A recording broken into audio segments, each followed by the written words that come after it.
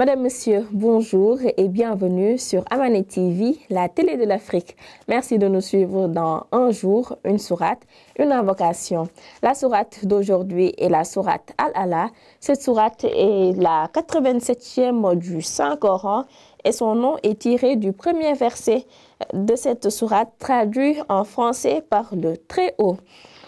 Dans cette sourate commence par une glorification d'Allah subhanahu wa ta'ala, notamment pour tout ce qu'il a créé, que ce soit le monde visible ou invisible. La sourate 87 aborde aussi les conditions de descente du livre saint. Cette sourate parle également autant des croyants que des impies, ainsi que des sources du bonheur et du malheur de ces deux groupes.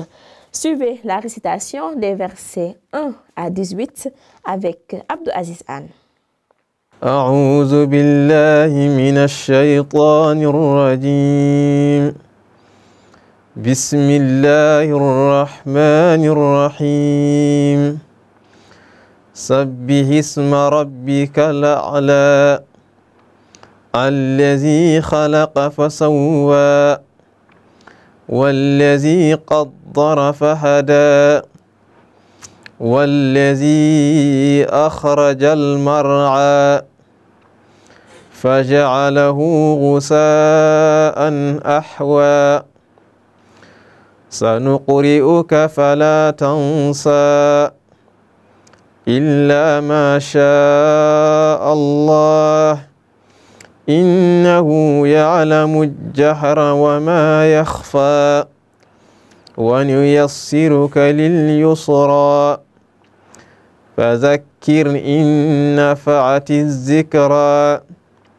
سيذكر من يخشى ويتجنبها الأشقى الذي يصلى النار الكبرى ثم لا يموت فيها ولا يحيا قد أفلح من تزكى وذكر اسم ربه فصلى بل تؤثرون الحياة الدنيا والآخرة خير وأبقى إن هذا لفي الصحف الأولى صحف إبراهيم وموسى صدق الله العظيم.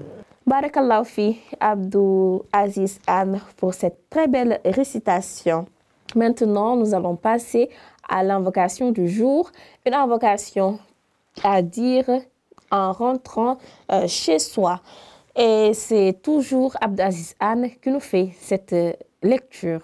Écoutons-le. أعوذ بالله السميع العليم من الشيطان الرجيم بسم الله ولجنا وبسم الله خرجنا وعلى ربنا توكلنا صدق الله العظيم. Merci beaucoup à Abdou Aziz Anne pour cette invocation.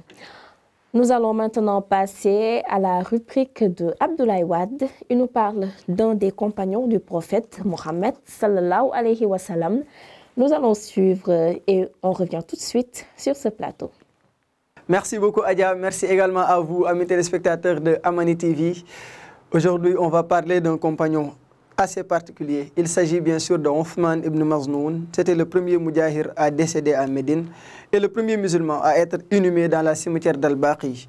Il a mené une vie d'ascète de sa conversion à l'islam jusqu'à sa mort. Il était l'émir du premier groupe des compagnons qui ont émigré en Abyssinie. Quand ils étaient faussement informés de la conversion des Mecquois, Othman ibn Maznoun et les autres compagnons reviennent à la Mecque. Ne pouvant retourner, Othman eut la protection d'Al-Walid al-Mughira pour circuler librement dans la cité sans pour autant subir de violence. Mais Othman ibn Maznoun a renoncé à la protection se disant, par Dieu, ma liberté de circuler en sécurité grâce à la protection d'un partisan du polythéisme, pendant que mes compagnons, qui sont les adeptes de ma religion, subissent le mal et les épreuves, ma liberté en réalité traduit une grande faiblesse en moi-même. C'est ainsi qu'il a renoncé à sa liberté pour se retrouver comme les autres compagnons. Othman s'adonna avec ferveur à l'adoration de Dieu et mena une vie d'ascète dans son accoutrement et sa nourriture. Fuyant le plaisir charnel, Il jeûnait pendant les journées et priait les nuits, évitait les désirs et s'éloignait des femmes, jusqu'à ce que le prophète lui demande de prendre exemple sur lui. Othman ibn Maznoun était très apprécié par le prophète, paix et salut sur lui. Au moment de mourir, le prophète s'est tenu près de lui, les larmes aux yeux, en lui disant « Que Dieu t'accorde miséricorde. Abu As-Saïb, tu sors de ce bas monde sans y avoir rien touché. » Voici donc, Adja, l'histoire d'Othman ibn Maznoun. Merci beaucoup, Abdoulaye Wade. Nous arrivons au terme de cette émission. Merci de nous suivre tous les jours. Merci également à l'équipe technique. On se donne rendez-vous demain, Inch'Allah, pour un nouveau numéro d'un jour, une sourate, une invocation. Ramadan Moubarak à tous.